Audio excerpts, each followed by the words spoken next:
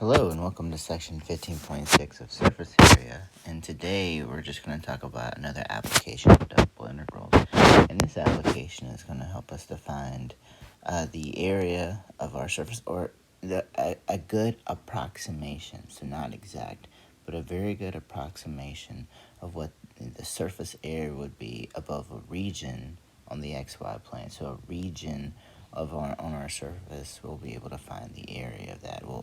A good approximation of that.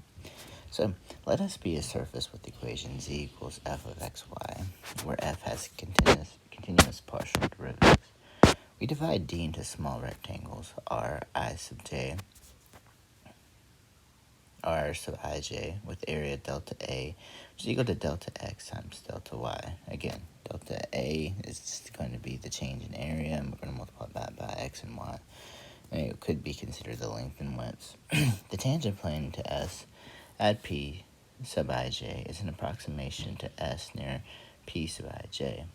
So the area delta T of the part of the tangent plane, a parallelogram that lies directly above R, is an approximation to the area delta S and the part of S that lies directly above R. Therefore, we define the surface area to be the area of our surface is equal to the limit as m and n go to infinity, the summation for I and j to m and n delta t I sub j.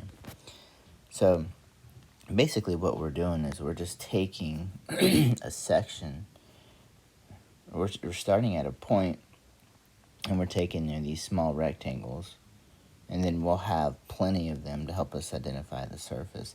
And we're taking these in, we're taking the projection from the xy plane up to our surface, and so we're dealing with now this plane. And again, the only part of this plane that's actually touching the surface is going to be at that point. And then what we're going to be able to have is we're going to have a tangent plane. So again, we'd have a tangent line that goes through that point. Well, this would be the tangent plane, but we're only going to define this, through certain distances, and that's why we have the I sub j's. So what we're doing is we're just taking a projection from the xy plane up to the surface, taking it at a point to define all of our little rectangles. All right, and again, this is something that's really, really small. And so the thing is, you'll have a bunch of these, and so you could have another one here, another one here, another one here, and you have just a bunch of these little rectangles that we're going to be able to find the surface area. Again, it's approximation. It's going to be a good approximation because we're taking so many of these rectangles, so many of these projections to find our surface area.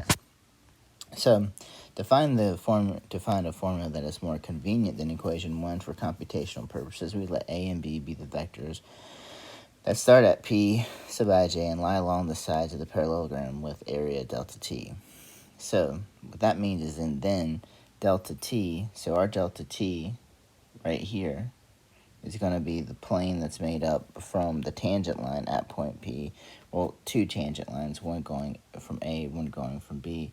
And so because we have two tangent lines going from A to B, we can define A as just delta xi, the change in x, the x component, plus, remember, f sub x, or the partial derivative with respect to x, is going to give us the slope of that tangent line times delta xk. So that's going to be part of the k, if it's going to rise or if it's going to rise or decrease along the z. And the same thing can be said about B. B is going to be another tangent line to point P. Again, you can have infinite tangent lines at any point on the surface. But here, B is going to go in the y direction. All right, and so if we want to find the area, we would multiply. So here we're going to take the cross product of two vectors to get another vector. And so here we would have the determinant. And so we'll go ahead and when we do the determinant, we're going to find that we're going to simplify this equation. All right, and when we do the determinant and simplify this equation, you know what? Should I do that for you? Yeah, I'll go ahead and do that. We have time. This is not a very long section. So if I want to do the determinant, I'm going to multiply those two components and get 0. So 0 minus, and then multiply the other two components. Partial with respect to x times delta, it's an ugly delta, delta y, delta x. Alright, now minus,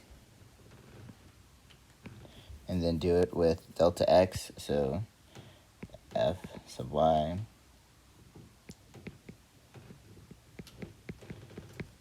times delta x, delta y. Alright, and when then that's going to be minus 0. And then we have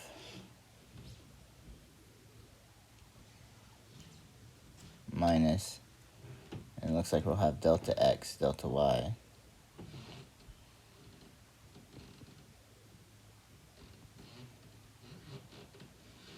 Alright, and again, these are, the reason I say minus is because if this is the I component. Let me change all this now. So this is the I component. This is going to be the J component.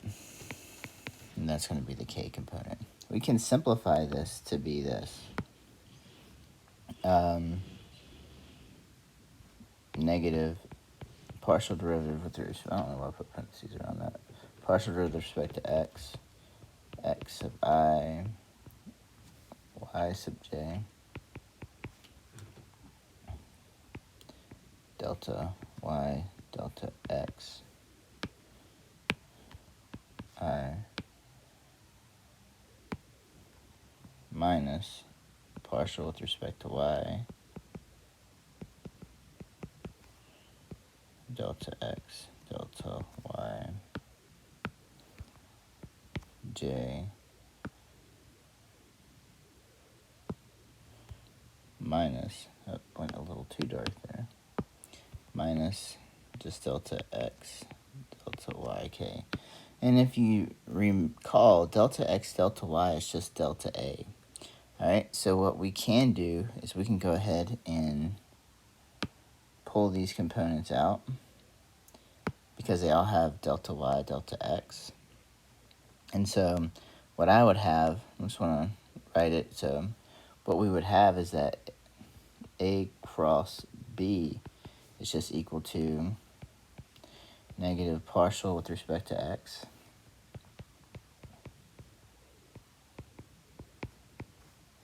minus, now let me go ahead and put that in there, I minus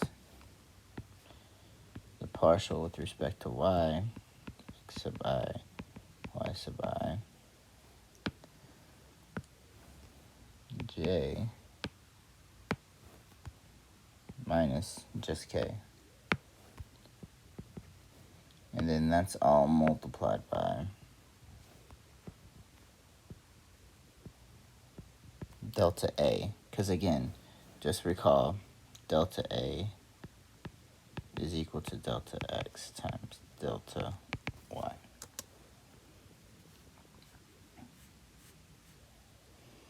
Alright, and so then what we can do when we're going to take the magnitude to find, kind of going back to, I think it was like 14.6 or 7, when we were finding arc length, we took the magnitude to help us find the arc length. Well, it'll help us find the area. We're taking, again, the magnitude of this plane. Well, actually, the magnitude of this vector that is orthogonal to our plane. And when we do that, we plug all this in underneath. Well, we're just going to square each component. And since delta A is going to be squared, we can just pull out the delta A because it's multiplying inside the radical. So we can just go ahead and pull that out. And so that's just going to be delta A. And then, so now this is going to be our formula. And so instead of saying, okay, we can take, instead of taking the limit of the summations of our tangent of t, what we can do is to say, okay, well, hey, I know what delta ti sub j is. Delta ti sub j is just the magnitude of the cross product which looks like that. And again, if I want to find the summation between the two, that's just a double integral. And so we get this formula. All right, the surface area is equivalent to or equal to the double integral of the magnitude of delta t, or the partial derivative squared with respect to x squared, the partial plus the partial derivative with respect to y squared, plus 1 dA. And then we can just use the alternative form as well. Again, this would be like the Newtonian notation. This would be the Leibniz notation. So there's the two notations that you can use. And so basically, we're just going to find the surface area using these formulas. But I want to just see, where it's actually coming from, how we got here. And now we're going to go ahead and do these. So I'm going to go ahead and do the first one. And then, so there's only going to be 2 videos, pages 1 and 2, and then page 3. All right, so let's find the surface area. So the part of the surface z is equal to 1 plus 3x plus 2y squared that lies above the triangle with vertices 0, 0, 0, 1, and 2, 1. So let's go ahead and draw that. All right, again, we're just going to draw the region. It's not going to be a very big region. We're just going to go a distance of 2 on the x. And we're going to go a distance of 1 on the y. Now I'm going to go ahead and plot this region. So we have 0, 0. Wow, it's not even on there. We have 0, 0, 0, 1. And we have 2, 1. Alright, I'm just going to go ahead and now connect these.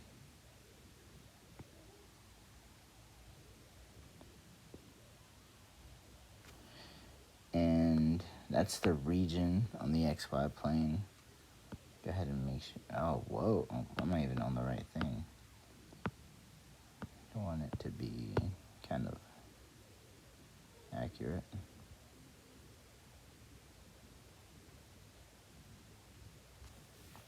Alright, so there's our region.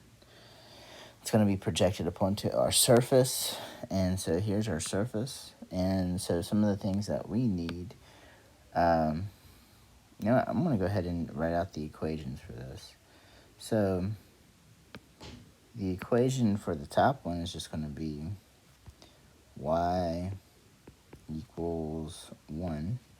And then the equation for it going up is going to be y equals, it looks like the slope's up 1 over 2, so 1/2 x plus 0, because it's going straight through the origin. And so the only other things that I need are partial with respect to x and y, so I'm just going to do partial of x. So partial of x is just going to be 3. Well, that's nice. Partial of y is going to be 4y. And so now I'm going to go ahead and put this into the double integral. All right. So because y is defined by the functions, we're going to put our x on the outside. So x goes from 0 to 2. Y goes, the lower half is 1/2 x. The top half is 1. So because I use y on the outside, on the inside, it's going to be dy dx. And on the inside, I'm going to have the square root of 1 plus the partial with respect to x, or 3 squared, plus 4y squared. All right? And so that's going to give me the integral from 0 to 2, 1/2 x, 1, square root, 3 squared is 9, so 10 plus 16y squared dy dx. And so the first thing, based off of how it's written, the first thing that I would really do is I would take the derivative of this with respect to y, but that would be a lot harder if I had to do this with respect to x. And the reason why is because there's no x, and so it would just be x. So let's rewrite this integral. Instead of writing it this way, let's write it all right? I can redefine that function right there. instead of saying y equals 1/2 x, I could say, oh, x equals 2y. And then I would say this vertical line is going to be just x equals 0. And so now I can change the integral. So let's do the y's on the outside. So y is going to be from 0 to 1. Then the integral is going to be right to left. So left is 0, right is 2y. And again, this is going to stay the same. The function on the inside stays the same. But now we're doing it with the integration with respect to x first instead of y. And so now let's go ahead and integrate. So 0, 1, integration of that's just going to be x. And the thing, well, no, listen to it.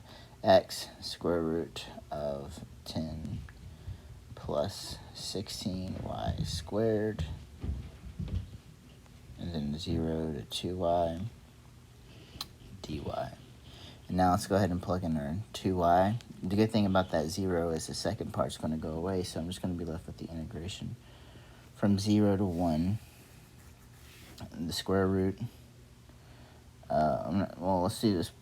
Putting the x for, and putting the 2y for x, so 2y square root of 10 plus 16y squared dy. And now I can go ahead and integrate that. All right, we have 1/2 on the outside.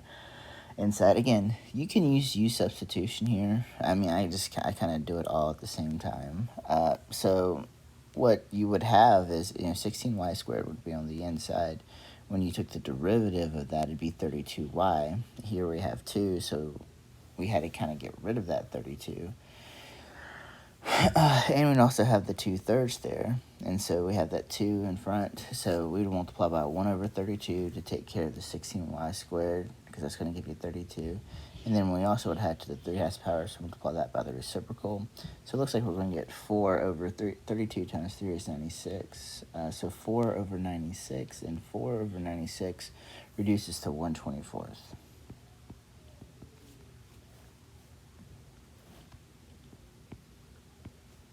And then 10 plus 16y squared to the 3/2 power. And we're going from 0 to 1. So let's go ahead and plug that in. So we get 1 over 24, 10 plus 16 to the 3/2 power. 10 plus 16 is 26. We do 26 to the 3/2 power. No, I'm sorry. The reason why I need to account for 0 is because it's going to be 16 plus y. So, minus, and I'm going to keep, what I can do is I can keep the 1/24 on the outside. Minus, and it looks like 10 to the 3/2. So just clean that up. 1/24 on the outside, and then we'll have 26 to the 3/2 power minus 10 to the 3/2 power. And that's it. We can finish it there. Again, you could finish it with a calculator to find the exact, but I'm not going to go ahead and do that. All right, so there's the first part. Again, it was just